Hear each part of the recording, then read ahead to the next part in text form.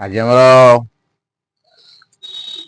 କୁକିଲି ଶୁଖୁଆ ପୋଡା ତାରେ କଞ୍ଚା ଲଙ୍କା ରସୁଣ ସୋରିଷ ତେଲ ପିଆଜ ଏସବୁ ପଡିକି ହେଇଛି। ଟିକେ ଦେଖିବା କୋଉ ଭଳିଆ ଲାଗୁଛି ଟିକେ ଚାଖିଆ। ଆସ ଭାଇ ମାନେ ନହେଲେ ଖାଇବେ କେମିତି ଲାଗୁଛି ଟିକେ ଚାଖି ଦେଇକି ଯାଅ।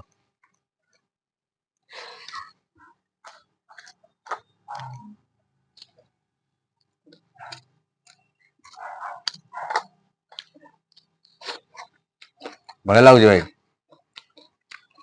ରହିଲି ଭାଇ।